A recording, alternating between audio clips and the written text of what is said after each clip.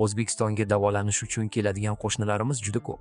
Qozog'istondan shu bilan birga Qirg'izistondan ham. Ha, Markaziy Osiyoda tibbiyot sohasida eng yaxshisi bizda. Chunki sobiq ittifoq davridan beri bizda boshqa mamlakatlarga qaraganda katta tibbiyot maktablari mavjud edi. Bu yerda tez tibbiy yordam xizmati bormi? Ha, yaqinda biz haqiqiy mobil tez yordam tizimini ishga tushirdik. Xalqimizda shunday tushuncha bor, tibbiyot xizmatlari go'yoki bepul bo'lishi kerak. Aslida hech narsa bepul bo'lmaydi. Bepul deb atalgan tibbiyot uchun baribir biz soliq to'lovchi fuqarolar haq to'laymiz. Tizim o'zgaryapti. Kasal bo'lgan kishi baribir to'lashi kerak. Tibbiyot fakultetimiz talabalari uchun klinik baza sifatida tashkil etilgan shifoxona. Hozirgi kunda Instagramda motivatsiya beruvchilar va psixologlar juda ko'payib ketgan. Ko'pchilik oliy ta'limning kelajak uchun unchalik ahamiyatli emasligini ta'kidlaydi. Ayniqsa O'zbekistonda shunday. Oliy ta'lim bu ixtiyoriy ta'lim tushunchasi bo'lib, unda insonlar mustaqil ravishda o'qib o'rganishlari lozim.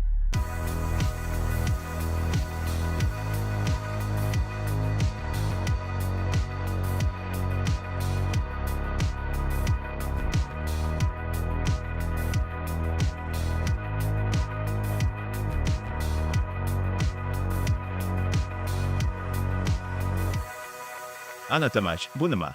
Bu noyob mahsulot. O'zbekistonda murdalar bilan bevosita ishlash taqiqlangani sababli chet ellarda haqiqiy murda asosida yaratilgan virtual murdalar mavjud. Bu Italiyada amalga oshiriladi. Bilaman, Amerikada ham kadavrlar deyiladi. Ular maketlar, kadavrlar bu murdalar. Chet ellarda ta'lim jarayonida marhumlarning jasadlaridan foydalaniladi. Toki talabalar bularning barchasini amalda o'rganishsin. O'zbekistonda bunday amaliyot taqiqlangan.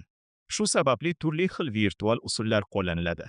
Shulardan biri anatomaj hisoblanadi. Biz bunday jihozlarga ega bo'lgan yagona universitetmiz. Boshqa stollar ham mavjud, lekin anatomaj birinchi o'rinda turadi. Birinchi o'rinda bu sohada. Ha, shu sohada qanday ishlaydi? Maxsus dastur mavjud bo'lib, unda Hans ismli bemor ko'rsatilgan. Bu jonli holat hisoblanadi va uning har bir qismini ko'rishimiz hamda o'rganishimiz mumkin. Buni mana bunday amalga oshirsa bo'ladi. Ko'rgazmali tarzda. 3D shaklida ko'rish mumkin. Ismini Hans dedingizmi? Ha, shunday. U yerda boshqa jasadlarni qidirsangiz, bir nechtasini topishingiz mumkin. Biz qanday xavf-xatarlarga duch kelganimizni qon orqali ko'rishimiz mumkin. Juda ko'p imkoniyatlar mavjud. Boshqa tomonlarini ham to'liq ko'ra olamiz. Turli tomonlardan ko'rsa bo'ladi. Bu ajoyib. Umuman olganda ishlash darajasi juda yuqori. Gap bo'lishi mumkin emas. Ha, bir vaqtning o'zida bu yerda anatomiya nuqtai nazaridan ma'lum bir qismni tanlab olishimiz mumkin va buni yanada batafsil ko'rib chiqish mumkin. Rustam Kimyo universitet klinikasi haqida so'zlab bersangiz, bu aslida qanaqa g'oya? Kimyo universitet klinikasi bu tibbiyot fakultetimiz talabalari uchun amaliyot o'tash markazi sifatida tashkil etilgan shifoxona. O'z oldimizga qo'ygan vazifalarning muayyan davrini yaratdik. Birinchisi, bu tibbiyot sohasida yuqori malakali kadrlar tayyorlaydigan ta'lim yo'nalishi. Bizda 4 ta yo'nalish mavjud. Umumiy tibbiyot davolash fakulteti, stomatologiya, pediatriya va oliy ma'lumotli hamshiralar tayyorlash yo'nalishlari bor. Keyin ular bizning klinikamizda ham, boshqa klinikalarda ham mutaxassis sifatida ishlashadi. Klinikamizda to'playdigan barcha ma'lumotlarimizni ilmiy maqsadlarda qo'llaymiz. Ushbu ma'lumotlar professor o'qituvchilar tomonidan qayta ishlanadi va keyinchalik o'quv jarayoniga joriy etiladi. Chunki davolash protokoli kundan kunga o'zgarib bormoqda. Yangi texnologiyalar paydo bo'lmoqda. Sun'iy intellekt imkoniyatlari va raqamli texnologiyalar joriy etilmoqda. Bular haqida talabalar o'qish davridayoq bilishlari zarur. Bizda shunday holat yuzaga kelyaptiki, talabalar o'qish davrida faqat bir yo'nalishda ta'lim olishadi. Chunki o'qish muddati uzoq 6 yilni tashkil etadi. 6 yildan so'ng klinikaga kelganlarida texnologiyalar butunlay o'zgarib ketgan bo'ladi. Ularda mavjud texnologiyalar va bu tizimning ishlash tartibi haqida tasavvur ham bo'lmaydi. Shuning uchun talabalar bularning barchasini to'liq o'rganishlari, hamma joyga borishlari, kurslarga qatnashlari va mahorat darslarida ishtirok etishlari zarur bo'ladi. Bizning maqsadimiz shuki, yangiliklarning barchasi klinikamizda mavjud bo'lsin va o'quv jarayonida talabalar ularni ko'ra olsin. Ilmiy ishimni ilmiy nashrda chop etish. Men allaqachon 4-kurs talabasiman. Ayni vaqtda davriy mashg'ulotlardaman. Bu hozirda o'rganish bilan band ekanligimizni anglatadi. Masalan, yaqinda bizda laringologiya mashg'ulotlari bo'lib o'tdi. So'rovnomani to'ldirganimizdan so'ng bizni kutayotgan bemorni ko'rish jarayoni boshlandi. Bemorlar to'g'ridan-to'g'ri shu yerga kelishi sababli biz ularni bevosita ko'rib chiqish imkoniyatiga egamiz. Bularning barchasini o'z ko'zimiz bilan ko'rib o'rganamiz. O'qituvchi esa parallel ravishda bizga barchasini tushuntirib boradi. Adashmasam, ushbu oliygoh, Talabalar soni bo'yicha O'zbekistondagi eng yirik ta'lim muassasasi hisoblanadi. Xuddi shunday. ya'ni barcha oliy ta'lim muassasalari orasida, ha, bu bizda 2 ta filial mavjudligi tufayli, Namanganda ham Samarqandda ham filiallarimiz mavjud. U yerlarda ham aynan shunday shart-sharoitlar bor. Hozirda ushbu hududlarda ham tibbiyot maktablari uchun klinikalar qurilmoqda. Aynan shunday tizim barpo etish uchun barcha sharoitlar yaratilmoqda. Namanganda ham, Samarqandda ham barchasi xuddi shunday bo'lishi ko'zda tutilgan. Siz juda qiziq ma'lumot aytdingiz. Odamlarda oliy ta'limga bo'lgan qiziqish pasayaptimi? Ha, shunday tendensiya kuzatilmoqda. Hozirgi kunda Instagramda motivatsiya beruvchilar juda ko'payib ketgan. Ko'pchilik oliy ta'limning ertangi kun uchun unchalik ahamiyatli emasligini ta'kidlamoqda. Ayniqsa O'zbekistonda shunday. Odamlar oliy ta'lim ixtiyoriy jarayon ekanligini, unda talabalar o'zlari mustaqil ravishda bilim olishlari lozimligini tushunib yetmayapti. Ularni biror narsaga o'rgatish hech kimning majburiyati emas. Oliygohlarga talabalar o'zlari kelishadi. Hammasini o'rganishlari zarur. Yangi yo'nalishlar, texnologiyalarni o'rganishlari kerak. Bizda hammasi biroz boshqacharoq. Oliy ma'lumot menimcha ko'pchilik uchun shunchaki yaxshiroq hayotga erishish imkoniyati xolos. Lekin agar sen oliy ma'lumotsiz ham yaxshi hayotga erisha olsang, bu yaxshi. Shunga qaramasdan bizda oliy o'quv yurtlari yetishmayotgandek go'yo. Fikringizga qo'shilaman. Odamlarda bunday fikrlash qanday shakllanganini tushunish uchun o'tmishga nazar solish kerak. Ilgari kvotalar juda kam edi. Har yili maktablarni taxminan 600 mingdan 1 millionga yaqin o'quvchi bitirardi. Ammo oliy ta'lim muassasalarida ajratilgan kvota ancha kam bo'lib, 6 ming atrofida edi. Bu taxmin 10% ga to'g'ri keladi. Ko'plab ish o'rinlari uchun nomzodlardan diplom talab qilingan. Ha shunday. Keyinchalik odamlarda xuddi harbiy bilet bilan bo'lgandek diplomsiz hech qayerga ishga joylashib bo'lmaydi degan tushuncha paydo bo'ldi. Avvallari hamma harbiy bilet olishni xohlardi. Va shunday fikrlash modeli bor edi. Bugungi kunda esa bu tendensiya o'zgarib bormoqda. Chunki ish beruvchilarning ko'pchiligi endi xususiy sektorga to'g'ri kelyapti. Chet elga chiqish imkoniyatlari ham paydo bo'ldi. Ilgari bunday imkoniyatlar ham mavjud emasdi. Odamlar faqatgina qo'shni davlatlarga borib ishlashlari mumkin edi. Hozirgi kunda esa boshqa mamlakatlarda ham ishlash imkoniyati paydo bo'ldi. Misol uchun Yevropa, Kanada, Xitoyda. Bunday g'oya aslida qayerdan kelib chiqqan? Mana shunday ekotizimni yaratish nazarimda O'zbekiston uchun bu yangilik hisoblanadi. Xuddi shunday. Bu tizim O'zbekiston uchun yangilik hisoblanadi. Umuman olganda, xususiy oliy ta'lim O'zbekiston uchun yangilik. Chet el tajribasidan kelib chiqib, xorijiy universitetlar doimo barcha yo'nalishlar bo'yicha ta'lim berish imkoniyatini yaratishga intiladi.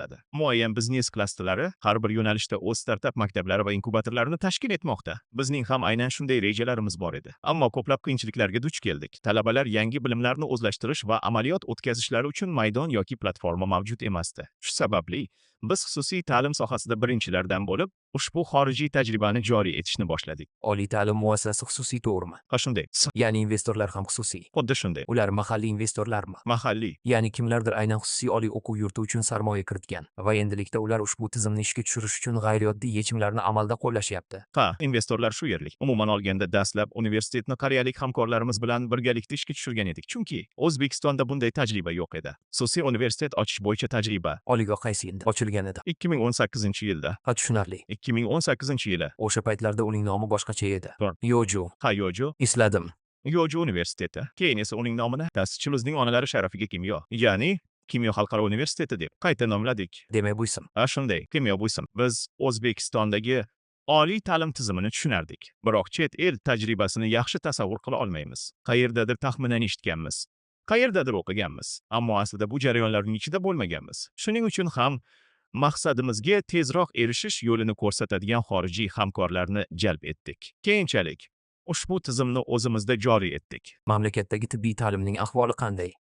Kuzatyapsizmi, nimalarga e'tibor beryapsiz? Raqobat tufayli tibbiy ta'lim davlat va xususiy oliy o'quv yurtlarida juda tez sur'atlar bilan rivojlanmoqda. Ilgari faqat bitta davlat universiteti tibbiyot bo'yicha ta'lim berardi, biroq uning moddiy-texnik bazasi yetarli darajada rivojlanmagan edi. Islohotlar natijasida davlat oliy o'quv yurtlari chet ellik talabalarni jalb qilishyapti. Masalan, Samarqand va Toshkentdagi tibbiyot akademiyalarida, ayniqsa stomatologiya yo'nalishida Hindiston, Pokistondan kelgan talabalar juda ko'p. Bu esa ular uchun valyuta kirimini ta'minlaydi. Shu tufayli hozir ular ancha yaxshi faoliyat yuritmoqda. Natijada yaxshi shifokorlar soni ham ko'payganmi? Talabalar ko'payganiga hech qanday shubha yo'q. Pareto qonuni hamma joyda ishlaydi. Ilgari 100 ta shifokordan 20 tasi yaxshi mutaxassis bo'lgan bo'lsa, hozirgi kunda 1000 ta shifokorning 200 tasi yaxshi.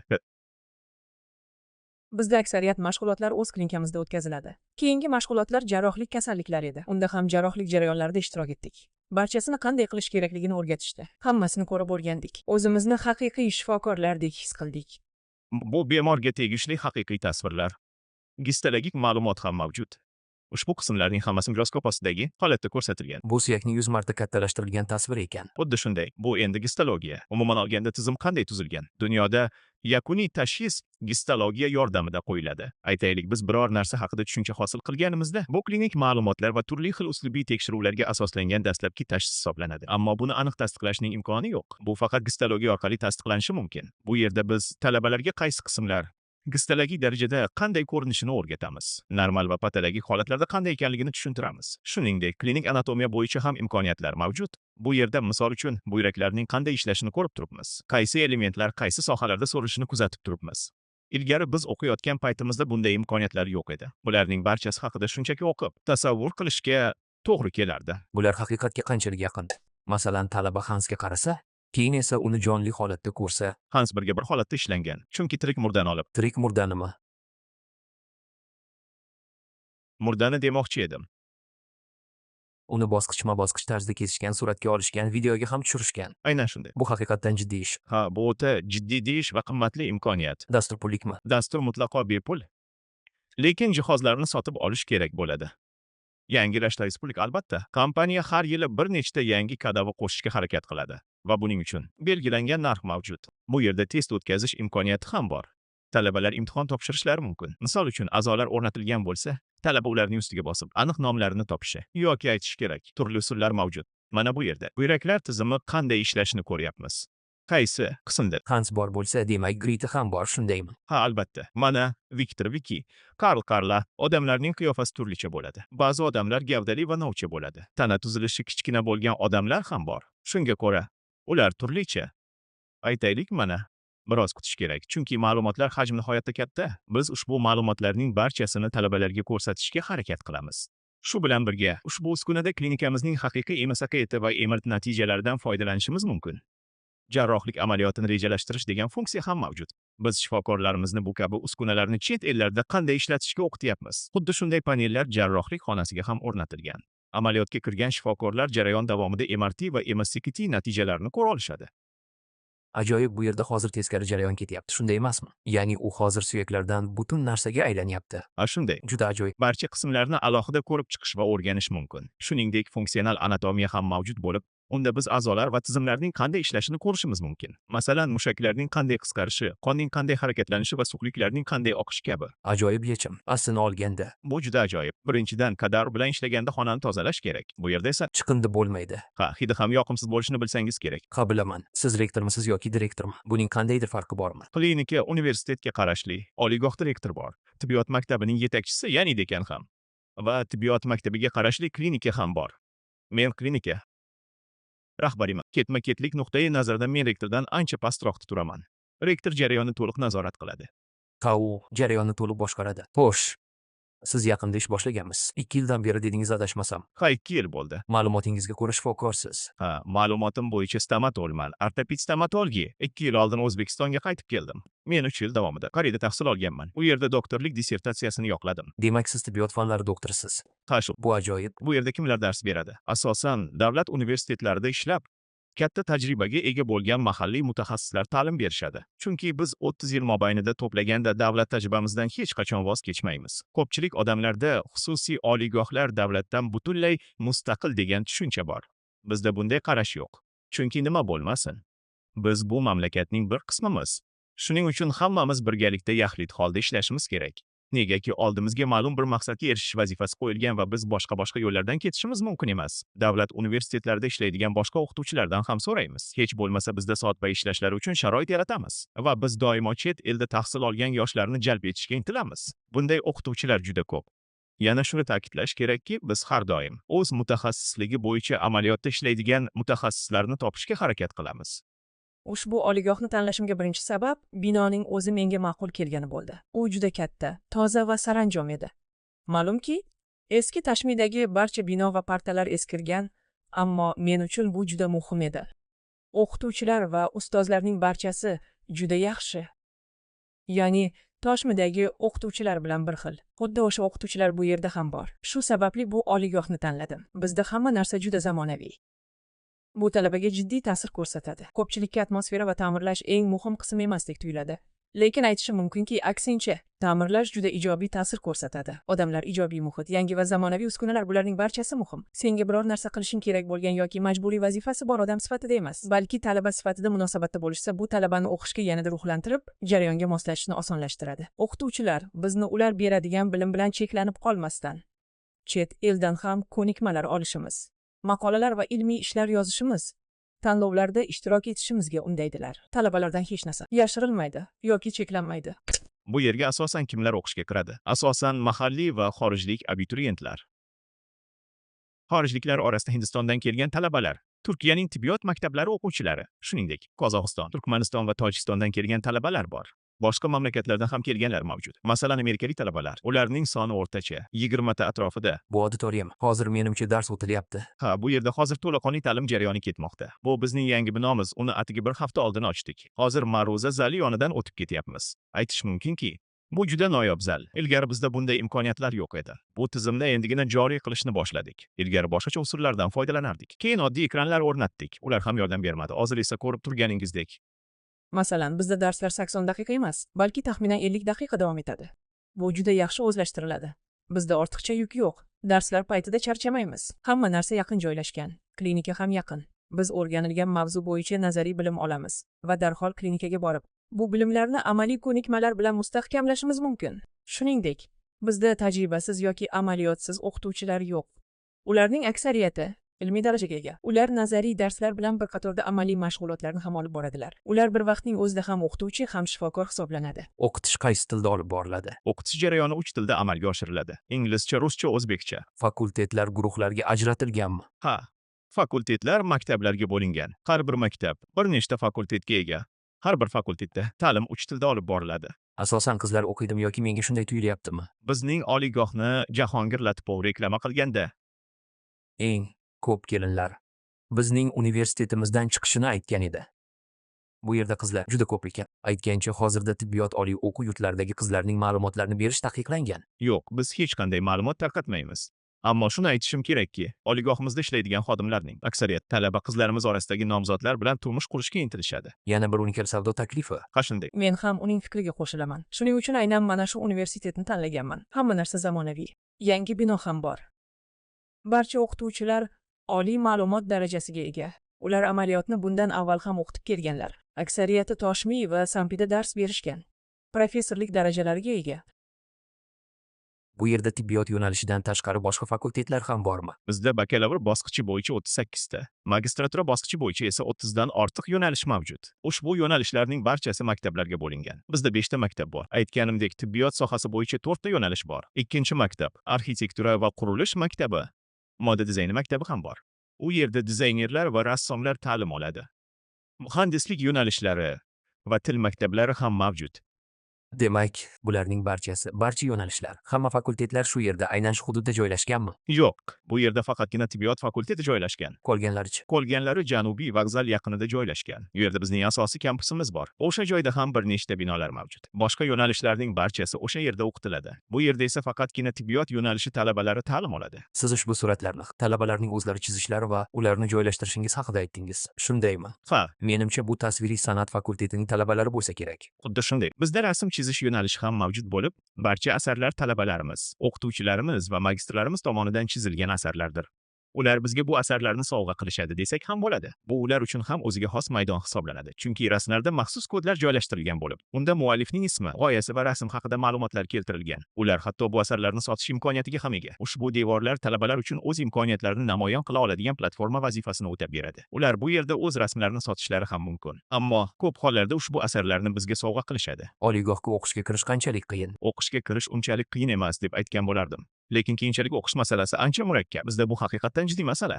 Chunki biz o'quv jarayonida ko'proq saralashga e'tibor qaratamiz. Hozirgi kunda maktablarda beriladigan o'rta ta'lim yetarli emasligini anglash zarur. Chunki O'zbekistonning turli hududlarida ta'lim berish usullari bir-biridan farq qiladi. Shuning uchun hammada sifatli ta'lim olish imkoniyati yo'q. Aynan shu sababdan ham biz barchasini jarayon davomida saralaymiz. Pul masalasichi? Pul masalasiga kelsak, juda qimmat deb ayta olmayman. Aynan tibbiyot sohasidagi boshqa tibbiyot maktablari bilan solishtirganda, bizda hammasi o'rtacha darajada. Bizda yillik shartnoma 29 million so'm. Bu davlat universitetlariga nisbatan qimmat. Ammo solishtiradigan bo'lsak, xususiy oliy ta'lim muassasasi sifatida biz eng demokratik. Hozir shu yerdan chiqib keldik. Mana shu yo'lakdan. Biz qayerga chiqib qoldik? Bu klinikani bog'laydigan yo'lakmi? Ha, biz klinikadan chiqib o'quv binosidan o'tyapmiz. Bizda klinika bilan universitet o'rtasida o'tish joyiga o'xshash yo'lak bor. Buni chet el tajribasi deyish mumkin. Odatda chet ellarda tibbiyot maktablarida talabalar binoga kirganlaridan keyin Ular qanday o'zgarishlarga uchrashlarini ko'rish mumkin. talabalar o'z formalarini kiyganlaridan so'ng shu bilan Tashqariga chiqishmaydi. Mana shunday odat bor. ular qayerdan kelyaptilar? Bekat bor ekanmi? Metro bekati. Ha, metro Sobir Rahimov. Shunday. U hozir ham Sobir Rahimov deb ataladimi? Yo'q, hozir Olmazor deyiladi. Olmazor. Shunaqa 600 metr uzoqlik. Biz u yerga qo'riqlash posti va nazorat kameralarini o'rnatdik. Chunki darslar kech, soat 6 dan 7 gacha bo'lgan vaqt oralig'ida tugaydi. Qizlarning xavfsizligi biz uchun muhim. Shifoxonamiz bir necha yo'nalish bo'yicha ishlaydi. U ko'p tarmoqli. Birinchi va ikkinchi qavat. Bu funksional diagnostika bemorlar uchun poliklinika, ambulatoriya qabuli bo'lib, bemorlar bizga kelishadi va muolajadan keyin ketishadi. Uchinchi qavatdan boshlab bizda statsionar boshlanadi. Statsionar bir nechta bo'limlarga bo'linadi. Uchinchi va to'rtinchi qavatlar qisman reanimatsiya, operatsiya blogi va yarim qismi jarrohlik bo'limidan iborat. Biz shunday tizim yaratganmizki, unda bemor jarrohlik bo'limida tayyorlanadi. Operatsiya blogiga o'tkaziladi. Operatsiyadan chiqib, darhol reanimatsiyada qoladi. Ma'lum vaqt o'tgach, bemor to'g'ridan-to'g'ri jarrohlik bo'limiga qaytariladi. Bemorning uzoq yo'l bosib yurishiga yo'l qo'ymaslik uchun barcha jarayonlar bir qavatda amalga oshiriladi. Uchinchi qismda 5 ta operatsiya xonasi mavjud. Ularning 4 tasi katta amaliyotlar uchun mo'ljallangan. Bittasi esa kichik amaliyotlar uchun xizmat qiladi. Bu qismda favqulodda jarrohlik amaliyotlari o'tkaziladi. Boshqa operatsiya xonalarida biz urologiya, ginekologiya, travmatologiya, umumiy jarrohlik, ko'krak qafasi jarrohligi, neyroxirurgiya yo'nalishlarida amaliyotlar o'tkazamiz va boshqa yo'nalishlarda ham. Bugungi kunda sizdagi palatalar soni nechta? Bizda bugungi kunda 170 ta o'rin mavjud. Bizda tez tibbiy yordam xizmati ham mavjud. Yaqinda tezkor tibbiy yordam mashinasini ishga tushirdik. U barcha zamonaviy texnologiyalar bilan jihozlangan sun'iy nafas oldirish, o'pkani kislorod bilan ta'minlash tizimlari kabi. Tez yordam xizmatimiz mana shu yerda joylashgan. Shu yerdami? Bu ikkinchi kirish yo'li ekanda. Ha, bu bizning ko'cha tomondan ikkinchi kiradigan joyimiz. Tez yordam mashinasi har doim tayyor holatda turadi. Murojaat kelib tushishi bilanoq markaz ma'lumotni taqdim etadi va mashina yo'lga chiqadi. Odamlar adashib ketishmaydimi? Bu yer ham oliy o'quv yurti, ham kasalxona bo'lgani uchun. Shunday chalkashliklar bo'lgan. Odamlar dastlab buni universitet deb o'ylashgan. Keyin asta-sekin bu yer aslida universitet uchun klinik amaliyot bazasi ekanligini tushunib yetishgan. Agar talabalar jarayonni ko'rmasa, ertaga ishlay olmasliklarini aytamiz. Shuning uchun bemorlar ham bu vaziyatni to'g'ri qabul qilishadi. Amaliy mashg'ulotlarda o'qituvchilarimiz bizni klinikaga olib borishadi. U yerda masalan, laboratoriyaga kirib, mavjud jihozlarni umuman olganda, butun tizimning qanday ishlashini o'z ko'zimiz bilan ko'rishimiz mumkin. Shuningdek, bizda amaliyot xonalariga erkin kirish imkoniyati mavjud. Masalan, men ultratovush mutaxassisi bilan amaliyot o'tkazishni xohlasam, bunday imkoniyatdan foydalana olaman. Bemalol kirib chiqib, kuzatib, shug'ullanib, bularning barchasini o'rganishim mumkin. Bizda amaliyot o'tash borasida hech qanday cheklovlar yo'q. Sizningcha mamlakatimizda tibbiyot sohasida nimalar sodir bo'lyapti? Biz tez-tez yoki hech bo'lmaganda ilgarigiga qaraganda ko'proq holatlarda shifokorlarning xatolari haqida eshityapmiz. Xatolarning ayrimlari o'limga olib kelmoqda. Bu nimaga bog'liq yoki bu shunchaki hodisalarning barchasi ommaviy axborot vositalarida ko'proq yoritila boshlagani uchunmi? Ha, bu ham ta'sir ko'rsatadi. Ilgari bizda bunday katta amaliyotlar va murakkab jarrohliklar o'tkazilmas edi. Chunki moddiy texnik baza mavjud emasdi. Bugungi kunga kelib, yangi texnologiyalarni joriy etish va murakkab holatlarda ham amaliyot o'tkazishni boshladik. Ilgari ko'pchilik odamlar murakkab holatlar uchun Hindiston, Turkiya, Isroil, Rossiya kabi mamlakatlarga borishardi. Bugungi kunda operatsiyalarning ko'pchiligi O'zbekistonda o'tkazilmoqda va bular kichik operatsiyalar emas, balki katta qon yo'qotishli murakkab jarrohliklar. Turli xil holatlar mavjud. Birinchidan, bu murakkab jarrohlik amaliyotlari allaqachon boshlangan va tabiiy ravishda ba'zi asoratlar yuzaga kelishi mumkin. Ikkinchidan, ommaviy axborot vositalarida odamlar salbiy xabarlarga ko'proq e'tibor qaratishadi. Yana shuni ta'kidlash kerakki, shifokorlar har doim ham bemorni operatsiyadan oldin yuzaga kelishi mumkin bo'lgan asoratlar haqida ogohlantirmaydi. Amerika, Isroil va Hindistonda ham shunday asoratlar uchrab turadi. Lekin bu haqda ochiq-oydin gapirmaydilar. Hatto Hindistonda jarrohlik amaliyotini o'tkazgan va bizga kelgan bemorlar bo'lgan. Shifokorlar haqida gaplashsak, menimcha har qanday shifoxona uchun eng muhimi shu. Ularning tajribasi qanday ma'lumotga ega? Bizning tizim shunday qurilganki, unda ham yosh, ham tajribali shifokorlar bor. Tajribali shifokorlar doimo an'anaviy davolash usullarini ma'qul ko'rishadi. Yoshlar esa har doim yangi innovatsiya usullarini qo'llashga intiladilar.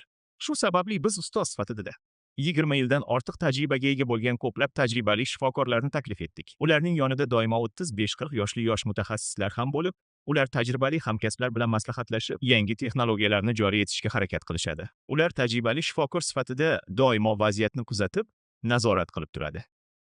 Yoshlar esa ularning nazorati ostida harakat qiladi. Mana shunday hamkorlikni vujudga keltirdik. Ko'p hollarda markazlardan mutaxassislarni jalb etdik. Davlat miqyosidagi urologiya va neyroxirurgiya kabi yirik ixtisoslashgan tibbiyot markazlari ham mavjud. Siz bilgan neyroxirurgiya, travmatologiya markazlari, Ularni qanday qilib bu yerga olib keldingiz? qulay sharoitlar bilan o'zimizga jalb qildik. Demak, sizda maoshlar ham juda yaxshi. Shundaymi? Yomon emas. Menimcha, hozir tish davolash bo'limidamiz. Ha, bu bizning stomatologiya bo'limimiz. Bu yerda 20 ta stomatologik kreslo mavjud. Ularning 4 tasi talabalar uchun. Ular bir-birlarini tekshirishadi. Bir-birlarini xuddi talabalar shifoxonasidagi kabi davolashadi. Bu xavfli emasmi? Yo'q, shifokorlar bor. Talabalar doimo shifokor nazorati ostida. Ular har bir talabani nazorat qilib turishadi. Agar biror narsa sodir bo'lsa, darhol yordam berishadi. Har qanday vaziyatga tayyor turadigan tajribali reanimatsiya mutaxassislari bor. Masalan, allergik reaksiyalar bo'lishi mumkin. Shuningdek, bizda shok zona ham mavjud. Shuning uchun biz bu jarayondan qo'rqmaymiz. Yonida shifokorlar va talabalar amaliyot o'taydigan fantom xona joylashgan. Bu xona nafaqat tish shifokorlari, balki boshqa shifokorlar uchun ham ta'lim berish maqsadida qo'llanadi. Bizda Italiya, Amerika va Xitoydan kelgan xorijiy mutaxassislar tez-tez mahorat darslarini o'tkazib turishadi. Juda ko'p mutaxassislar o'z mahorat darslarini o'tkazgani tashrif buyurishgan. Chet ellik shifokorlar ham bu mahorat darslarida qatnashish uchun kelishgan. Biz bu kabi mahorat darslarini har oyda kamida 2 marta o'tkazishga harakat qilamiz. Bu bizning fantom xonamiz. Fantom xonami. Ha, biz buni fantom deb ataymiz. Bu Markaziy Osiyodagi yagona shunday noyob va ulkan fantom zaliga ega joy hisoblanadi. Hajmi jihatidan bu eng kattasi. Qozog'istonda ham bor, ammo biroz kichikroq. Asosiy farqini aytadigan bo'lsak, bizda CJ Optics kompaniyasining mikroskopi mavjud. CJ Optics stomatologlar uchun eng sifatli mikroskoplardan biri hisoblanadi. O'zbekistonda stomatologlar qo'lida qancha mikroskop borligini barmoq bilan sanab chiqish mumkin. Bizning talabalarda esa 24 ta mikroskop mavjud. Biz talabalarning mikroskopda o'rganishlarini kattalashtirilgan tasvirlar bilan ishlashga ko'nikishlarini istaymiz. Chunki dunyoda bu yo'nalish rivojlanmoqda, shifokorlar esa bunga hali tayyor emas. Shuning uchun talabalarning bu ko'nikmani o'qish jarayonida shakllantirishlarini xohlaymiz. Raqamli qolip olish uchun skanerlovchi qurilma ham mavjud. Ilgari barchasi qolip olish materiallari yordamida qilinardi. Hozir esa raqamli texnologiya tufayli biz 3 skaner yordamida tasvirga olamiz. 3 rentgen ham mavjud. Bularning barchasini birlashtirib, keyinchalik ortopedik davolashni rejalashtiramiz. Davolash umuman olganda boshqacha. Davolash standartlari o'zgargan va biz bu tizimni ta'lim jarayoniga to'liq joriy etmoqchimiz. Jihozlar Koreyanikimi? Ha, skanerlarimiz Koreya, mikroskoplar esa Germaniya. Fantomlar bir martalik bo'lgani uchun Xitoydan olib kelingan. Bu yerda mikroskopni ko'rishingiz mumkin. Unda tishlarning kattalashtirilgan tasvirini ko'rsa bo'ladi. Talabalar ko'pincha shu yerga tushishadi va fantom zalida ishlashadi. Stomatologiya 2 qismga bo'linadi. Shifokorlik qismi va tish texnikasi bo'limi mavjud.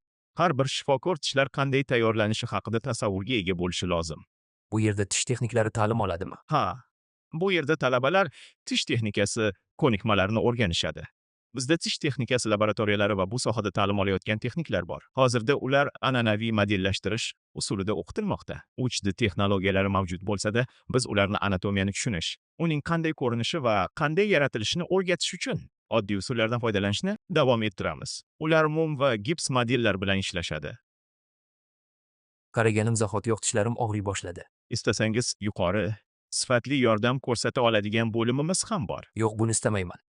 Hamma narsa yangikan yaqinda ochilganmi? Ha, laboratoriya 1 yildan buyon faoliyat ko'rsatmoqda. Bu jarayon qanday kechadi? Hamma birinchi marta kirganda narsalarni yoqib, hammasini sinab ko'radi.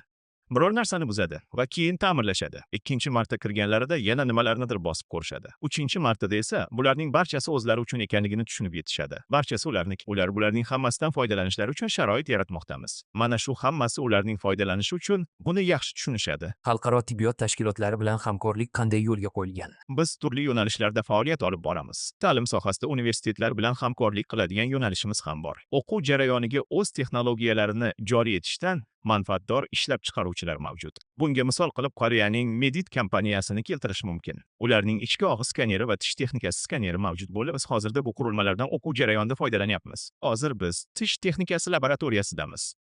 Bu yerda modellarni va tizimning yarmini skanerlovchi qurilma mavjud. Bu yerda raqamli texnologiyalar yordamida shunday ishlar amalga oshirilmoqda va bizga Medit kompaniyasi ko'maklashmoqda. Ular shifokorlar va tish texniklarini talabalarni ham o'qitish uchun o'z mutaxassislarini yuborishadi.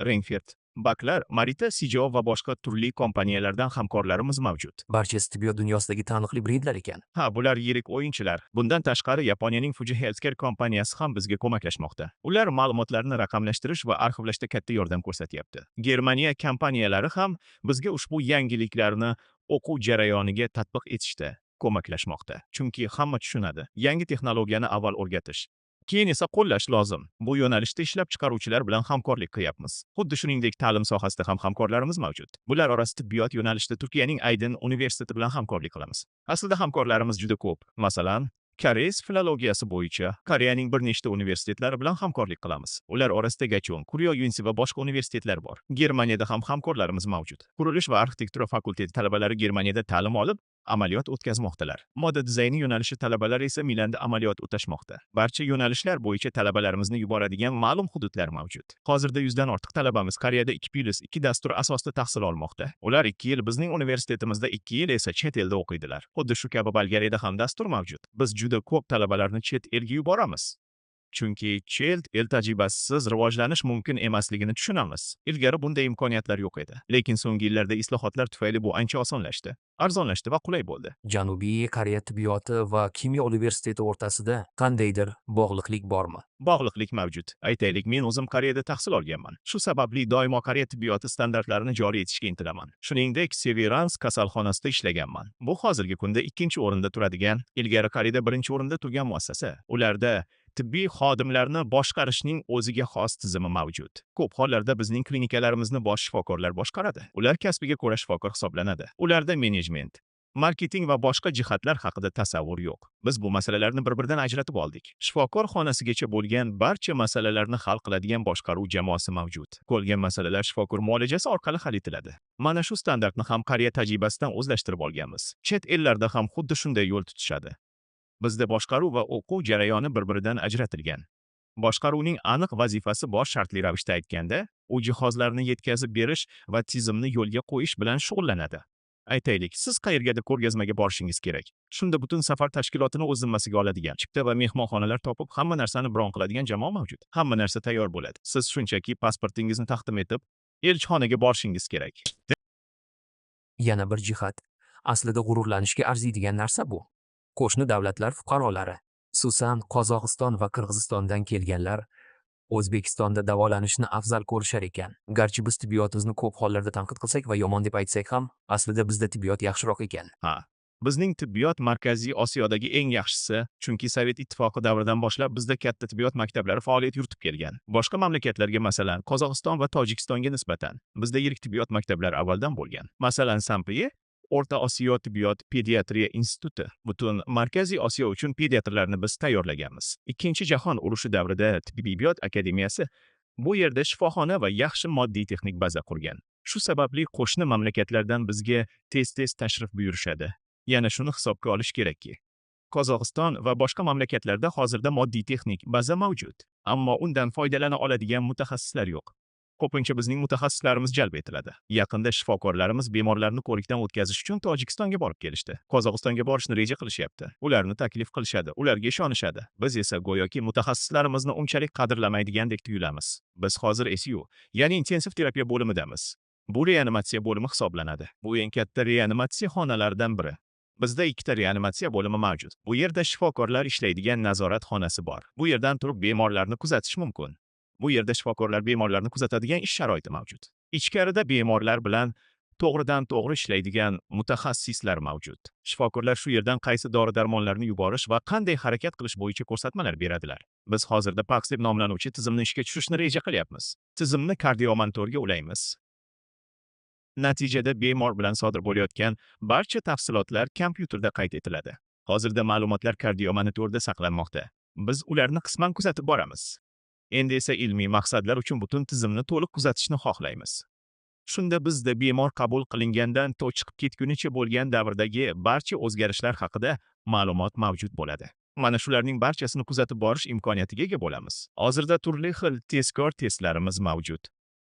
Kerakli narsalarning hammasi reanimatsiya bo'limimizda bor. Reanimatsiya bo'limida depersonalizatsiya xonasi mavjud. Bu operatsiyadan keyingi blok hisoblanadi. Bu yerda oshxona joylashgan. Menimcha operatsiya xonasiga ham yetib keldik. Ha, hozir operatsiya xonasida turibmiz. Bu yer toza hudud hisoblanadi. Operatsiyadan oldingi xona va operatsiya xonasi mavjud. Operatsiya xonasi barcha zamonaviy uskunalar bilan to'liq jihozlangan. Eng asosiylaridan biri Karl Storz bo'lib, u asosiy qurilma hisoblanadi. Ushbu qurilma dunyoda 1-o'rinda turadi. Biz hozirda 4K texnologiyasidan foydalanyapmiz. Tez orada 3D texnologiyasi ham paydo bo'ladi. Natijada shifokorlar 3D formati ham jarrohlik amaliyotlarini o'tkazish imkoniyatiga ega bo'lishadi. Bu esa yanada aniqroq natijalar olishga imkon beradi. Bundan tashqari ACG texnologiyasi ham mavjud. Bu to'qima o'smasi joylashgan hududni aniqlash va jarroh qaysi hududda ishlashi kerakligini belgilash demakdir. Bizda operatsiya vaqtida biopsiya olib, uni gistologik laboratoriyaga yuborish imkoniyati mavjud. U yerda 40 daqiqa ichida gistologik laboratoriya o'z xulosasini beradi. To'qima o'smasini qay darajada olib tashlash kerakligi aniqlanadi. Bu bizga kasallikning qaytarilishini oldini olish imkonini beradi. Odatda onkologiyadagi eng katta muammo shundaki, jarrohlik paytida o'sma to'qimalarining ayrim qismlari sog'lom to'qima atrofida qolib ketadi va keyinchalik bu kasallikning qayta yuzaga kelishiga sabab bo'ladi. Bizning gistologik laboratoriyamiz 40 daqiqa ichida qaysi chegaragacha to'qimani olib tashlash kerakligi haqida xulosa beradi. Bu shifokorlar operatsiyadan oldin qo'llarini yuvadigan xona. Bu yerda laminar oqim mavjud. Ilgari operatsiya xonasiga hech kim kirishi mumkin emas degan tushuncha bor edi. Ha, aslida u toza bo'lishi kerak, lekin laminar oqim bo'yicha ishlaydigan joylarda, chet ellarda, ehtimol filmlarda ko'rganingizdek, shifokorlar shunchaki xonadan operatsiya xonasiga kirib ketishadi. Chunki u yerda havoni tozalaydigan maxsus filtrlar mavjud. Ular faqat qo'llarini yuvib olsalar bas, shundan so'ng ishlashni boshlashlari mumkin. Bu yerda bizda ikkita operatsiya zali bor. Operatsiya xonasidagi chiroqlarga translyatsiya qilish uchun kameralar ham o'rnatilgan. Bemorning roziligi bilan albatta. Talabalar uchun to'g'ridan-to'g'ri translyatsiya qilamiz. Butun jarayonni. Ilgari shunday kapsulalar bor edi. Ularning ortida talabalar turib, oynalardan, Oynalar ortidan turib kuzatishgan. endi esa barchasini qulay holatda video tasvir orqali bemalol tomosha qilish mumkin. Uskunalarda jarayonni yozib olish uchun maxsus imkoniyat ham mavjud. Bu tasvirlarni keyinchalik talabalarga ko'rsatish mumkin, faqatgina bemorning roziligi bilan. Bu yerda operatsiyalar qanchalik ko'p o'tkaziladi? Bizda kuniga 3-5 ta operatsiya bo'ladi. Hozir Ramazondan keyin operatsiyalar soni biroz kamaydi, ammo barchasi asta-sekin o'z holiga qaytmoqda. Biz shunday tizim yaratdikki, har bir operatsiyadan keyin ekinni toza zonaga o'tkazamiz. Bu orqali joriy tozalashni monitoring qilamiz. Agar joriy tozalash noto'g'ri bo'lsa, xodimlarni qo'shimcha ravishda o'qitish yoki ularni almashtirish kerak bo'ladi. Bizda klinikaning o'zida amaliyot o'tash imkoniyati bor. Ustozlarimizning ruxsati bilan navbatchilikda ham qolamiz. Natijada nazariy va amaliy bilimlarni qo'lga kiritamiz. Talabalar orasida klinikaga ishga joylashgan mutaxassislar ham bormi? Tibbiyot maktabida hozircha yo'q. Chunki bizda maktab atigi 4 yildan beri faoliyat yuritmoqda. Klinika esa 2 yildan beri ishlamoqda. Biroq o'rta tibbiyot xodimi sifatida ishlayotgan 3 va 4 kurs talabalari bor. Bizda 20 dan ortiq talaba boshlang'ich navbatchilikda ishlamoqda va 40 dan ortiq talaba amaliyot o'tkazib, qo'shimcha ta'lim olmoqda. Boshqa yo'nalishlarda, aytaylik qurilish yo'nalishida, O'z ishini yo'lga qo'ygan bitiruvchilar allaqachon mavjud. misol, Universitetda muayyan tizim shakllantirilgan. ular pudratchi sifatida buyurtmalar qabul qiladigan kompaniyalarga asos solishgan. Universitetni tugatgandan so'ng kompaniya tashkil qilishganmi? Universitet qoshidami? Ha shunday, Bu tizimni kim yaratgan? universitet ta'sischi sifatida o'z kompaniyasini tashkil qilgan. Bu juda ajoyib. U yerda o'z bitiruvchilarini qo'llab-quvvatlaydi, shundaymi? So'ngra bitiruvchilar o'sha yerga qaytadilar. Aynan shunday. Tushunarli. Demak, bu ta'lim va amaliyot o'rtasidagi o'zaro hamkorlik universitet bitiruvchilarini darhol qo'llab-quvvatlaydi. Ham, Agar men aytaylik, oddiy ta'lim muassasasini tugatgan bo'lsam, bu tizimga kirishim ehtimoldan uzoq. bizning bitiruvchilarimizga o'z tizimimizga ishga kirish osonroq. Chunki biz ularni yaxshi bilamiz. Ular qanday bilim olganini va bu bilimlarni qayerda qo'llashimiz mumkinligini tushunamiz. Lekin bu faqat o'z bitiruvchilarimizni ishga qabul qilishimizni anglatmaydi. Boshqalarni ham olamiz. Chunki xilma-xillik har doim rivojlanishga yordam beradi. Ha, to'g'ri. Turli nuqtai nazarga ega odamlar bo'lsa, ular qandaydir ajoyib narsa yaratishadi. Menimcha hayotda ham xuddi shunday. Ko'proq tillarni bilsangiz, bu siz uchun foydali bo'ladi. Chunki ko'proq odamlar bilan muloqot qilish imkoniyatiga ega bo'lasiz. Bu juda qiziq. Hozir klinikada qancha xodim bor? Mutaxassis shifokorlar va amaliyotchilar nisbati qanday? 270 nafar xodimimiz bor. Ularning 20 nafari talaba bo'lsa-da, allaqachon o'rta tibbiyot xodimi sifatida ishlayapti. Yana taxminan 40 nafar talaba amaliyot o'tamoqda. Ular ishlashga tayyorlanishmoqda. Chunki bizda tizim mavjud bo'lib, avvaliga talabalarga tizimimiz qanday ishlashini o'rgatamiz. Biz raqamli klinika yaratyapmiz. Hamma narsa raqamlashtirilgan bo'ladi. Biz dasturimizda qanday ishlashni, unga nimalarni kiritishni o'rgatamiz. Ushbu jihatlarning barchasini taxminan 3 oy davomida o'rgatamiz. So'ngra ularni ishga qabul qilamiz. Bu pediatriya bo'limi. Bu yerda 16 yoshgacha bo'lgan bemorlarni davolaymiz. Bizga ko'proq nafas yo'llari kasalliklari, pnevmoniya, astma, bronxit kabi kasalliklar bilan og'rigan bolalar keladi. Bu ekologiya bilan bog'liqmi? Ko'plab ota-onalar farzandlarida allergiya paydo bo'layotganidan shikoyat qilishmoqda. Oziq-ovqatga ham, dori-darmonlarga ham allergiyasi bor bolalar juda ko'p. Bu bolalar orasida keng tarqalgan. Shu bilan birga, iqlim bilan bog'liq nafas olish yo'llari kasalliklari ham kuchayib bormoqda. Bundan tashqari tizimli kasalliklar ham avj olyapti. Biz tizimli kasalliklarni ham davolayapmiz. Bu artrit, revmatoid artriti va boshqa bo'g'im kasalliklari. Bizda juda ko'p malakali mutaxassislar mavjud. Ko'rganingizdek, biz bolalarga nafaqa reanimatsiyada shoshilinch yordam ko'rsatamiz. Balki bo'limda kompleks davolash ham olib boriladi. Bizda har bir bolaga alohida yondashuv mavjud. Kompleks davolanishdan keyin bolalar reabilitatsiya jarayonidan o'tadilar. Ya'ni bolalar tiklanish davrini o'taydilar. Bizda maxsus bo'lim mavjud. U reabilitatsiya va fizioterapiya uchun mo'ljallangan. Bu alohida xona hisoblanadi. Bu yerda bolalarimizni reabilitatsiya qilish uchun eng zamonaviy qurilmalar mavjud. Bu yerda chet elliklar ham davolanar ekan, shundaymi? Ha, davolanadi. Bu yerga nafaqat mahalliy aholi, balki chet elliklar ham kelishadi. Ular bilan qanday muloqot qilasiz? Ingliz tilida. Xodimlar ingliz tilida so'zlay oladimi? Ha, bizda xodimlar nafaqat ingliz tilida, balki rus tilida va albatta o'zbek tilida ham gaplasha oladi. Onalar bolalari bilan birga yotib davolanishlari mumkinmi? Ha, albatta mumkin. Har bir palatamiz karavot va yumshoq mebellar bilan jihozlangan. Barcha sharoitlar mavjud. Maxsus televizorlar bor. Bolalar uchun multfilmlar ko'rsatiladi. Demak, hamma sharoit bor. Ular o'zlarini uydagidek his qilishlari uchun barcha sharoitlar yaratilgan. Bu yerda qancha shifokor ishlaydi? O'ndan ortiq shifokorimiz mavjud. Bizda nafaqat bemorlar davolanadi, balki talabalar ham kelishadi. Bizda klinik baza bor. Toshkent tibbiyot pediatriya instituti va albatta Alqaro kimyo universiteti klinikalari joylashgan. Ya'ni bu bularning barchasi malakali mutaxassislarni tayyorlashga qaratilgan. Ularni o'qitamiz, bemorlarni ko'rsatamiz va albatta ixtisoslashgan pediatrlarni tayyorlaymiz.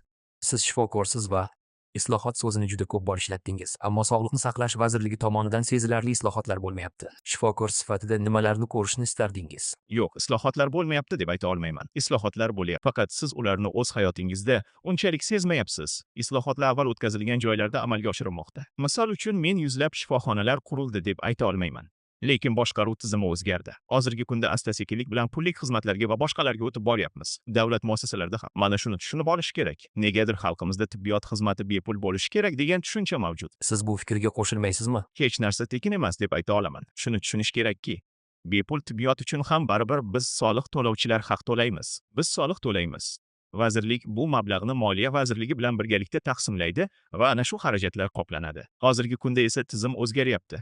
Kim kasal bo'lsa, o'sha to'layapti. Nima sababdan? Hamma ham o'z sog'lig'iga e'tibor bermaydi. Misol uchun aytganda, tinmay oshga boramiz, hech qanday parhez qilmaymiz, keyin esa turli asoratlar paydo bo'ladi.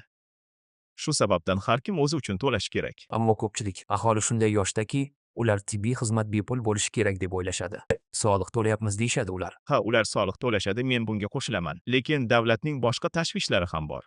Davlat bu haqida unchalik qattiq qayg'urmaydi deb o'ylayman. Menga shunday tuyuladiki, davlat sog'liqni saqlash vazirligiga umuman olganda butun sog'liqni saqlash tizimiga yetarlicha e'tibor bermayapti. Yoki bu shunday ko'rinadimi? Davlat e'tibor qaratmoqda, ammo shuni tushunish kerakki, tibbiyotdagi barcha islohotlarning samarasi vaqt o'tishi bilan ko'rinadi. Misol uchun aytadigan bo'lsam, Bitta jarrohni tayyorlash uchun kamida 15 yil vaqt talab etiladi. Avval talaba 6 yil o'qiydi. undan so'ng magistraturaga kirishi lozim bo'ladi. Ha, xuddi ta'lim masalasi kabi. Islohotni kamida 10 yildan keyin ko'ra olasiz. Hakamida shunday. Hozirda juda ko'p islohotlar amalga oshirilmoqda va barcha yo'nalishlarda xorijlik mutaxassislarni jalb etish, ulardan ta'lim olishga harakat qilinyapti.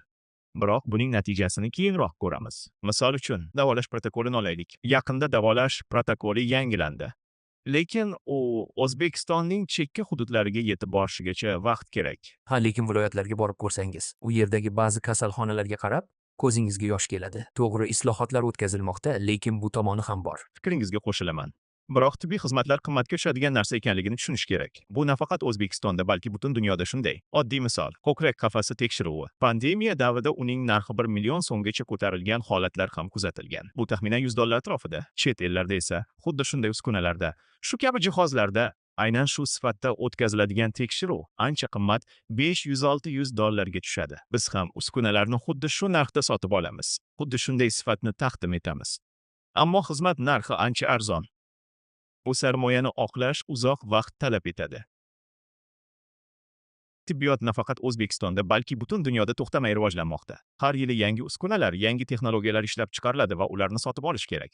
Sarmoya qilingan mablag'ni qoplamaguncha yangi jihozlarni sotib olmaysiz. Shuning uchun tibbiyotning arzonligi rivojlanishimizga to'sqinlik qilayotgani sabab mavjud uskunalarni biroz muddat saqlashga to'g'ri kelmoqda. Tibbiyot uchun doimo sarmoya zarur. Sizda g'oyalar joriy qilish, ba'zi ishlanmalarni sinovdan o'tkazish mumkin bo'lgan maxsus markaz kabi biror narsa bormi? Ha, bu borada ham uzluksiz ishlar qilinmoqda. Bizda qandaydir markaz mavjud deb ayta olmayman. Ko'p hollarda bunday ishlar dekanat darajasida hal etiladi. Dekanlar talabalarni o'zlari chaqirib, turli olimpiada va tanlovlar tashkil etishadi. har xil g'oyalarni saralab. O'qituvchilar yordamida ularni hayotga tatbiq etishga intilishadi. Talabalar o'z imkoniyatlarini ko'rsatishlari uchun barcha sharoitlar yaratilmoqda. Maqsad ularning iqtidorini to'liq namoyon qilishdan iborat. Har bir dekanat qoshida bu masalada yordam beradigan maxsus jamoa mavjud. Eng kichik tomoshabinlarimiz uchun tushuntirib o'taylik, gistologiya bu tahlillar. Gistologiya to'qimalarni o'rganadigan fandir. Biz hammamiz to'qimalardan tashkil topganmiz. Har bir a'zomiz to'qimadan iborat. Har bir to'qimaning o'z tuzilishi mavjud. Organizmda biror noto'g'ri ketgan paytda Tuzilish o'zgara boshlaydi. Biror narsa o'zgarishi bilan. Bu holat patologiya deb ataladi. bu yerda tegishli ravishda to'qima tuzilishining o'zgarishi o'rganiladi. Aynan shunday. Bu yerda to'qimalar patologiyasi. To'qimalardagi barcha patologik holatlar o'rganiladi.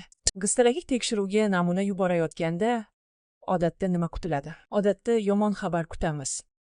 Hamma ham gistologiya nima ekanligini tushunmaydi va u nima uchun o'tkazilishi kerakligini doim ham anglab yetavermaydi. Bu tanada onkologik jarayon mavjud yoki yo'qligini aniqlab bera oladigan yagona tekshiruv usulidir. O'sma yoki organizmda sodir bo'layotgan ma'lum jarayonlar xavfsiz yoki xavfli ekanligini aniqlash usuli. Laboratoriyangiz eng zamonaviy jihozlar bilan ta'minlangan bo'lib, aniq tahlillar va hisob-kitoblarni amalga oshiradi. Aynan shunday. Bu valo bizga gistologik xulosa taqdim etish muddatini qisqartirish imkonini beradi. Ilgari bu muddat 10 kungacha cho'zilar edi. Laboratoriyamiz va jihozlarimiz 3 kun ichida gistologik xulosa berishimizga imkon yaratadi. Bu kelgan materialga bog'liq. Endoskopik material ham mavjud. Endoskopik material bu biopsiyaning juda mayda bo'laklaridir. Juda mayda bo'lakchalar olinadi.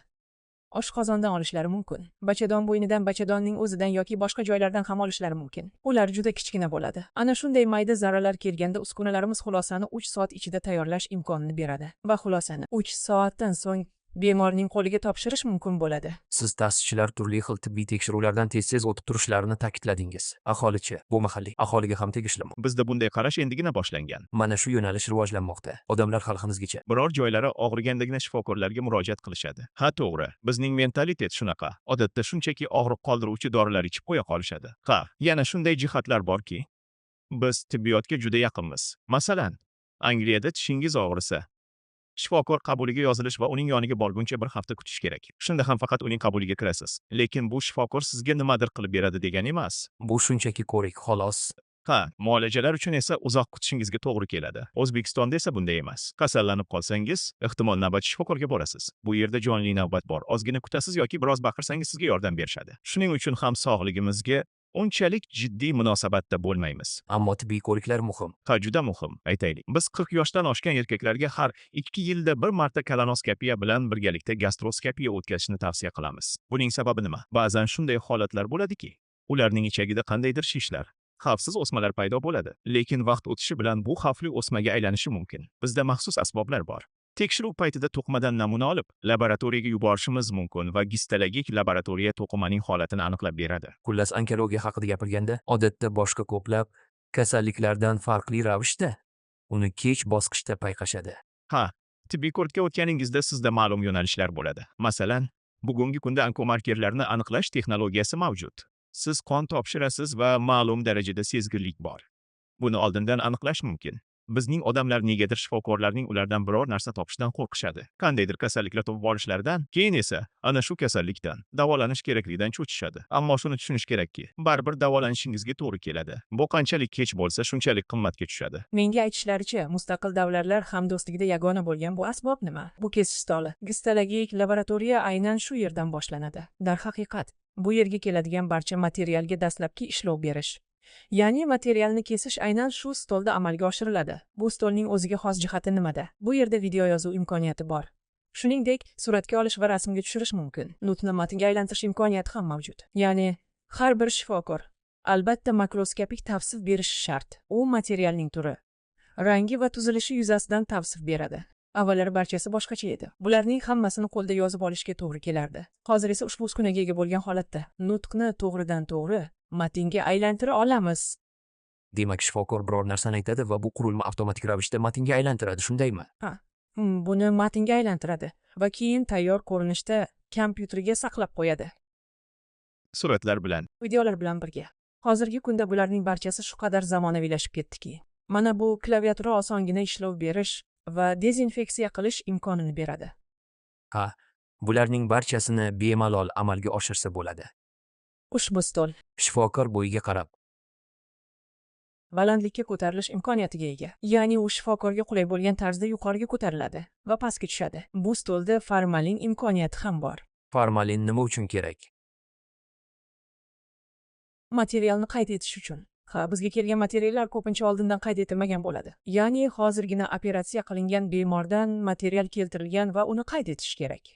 Shuning uchun bizning stolimizda bunday imkoniyat mavjud. Stolda havo tortish tizimi ham bor. Shifokor ish boshlaganida u avtomatik ravishda stolga yaqinlashishi bilan tizim ishga tushadi. Ya'ni shifokor ishlash jarayonida tizim uzluksiz ravishda ishlaydi. Bu esa zararli ta'sirni kamaytiradi. Bu yerda bizda yarim avtomatik gista protsessor mavjud bo'lib, materialga ishlov berishning butun gistadagi jarayoni undan o'tadi.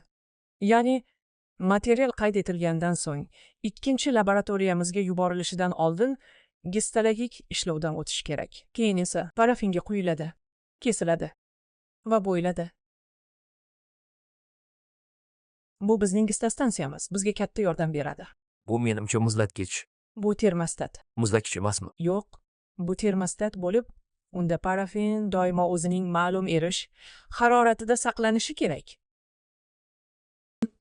Parafin gista stansiyada ham qo'llaniladi, lekin u yerga olib o'tiladi. Shuning uchun zarur bo'lgunga qadar shu yerda turadi. Savol bermasdan ilojim yo'q. Yo'nalishlaringiz ko'p. Rivojlanish imkoniyatlari xilma-xil. Shifokor sifatida bularning barchasini qamrab olish qiyin deb o'ylaysizmi? Misol uchun, faqat bitta yo'nalishga ixtisoslashgan klinikalar ham bor-ku.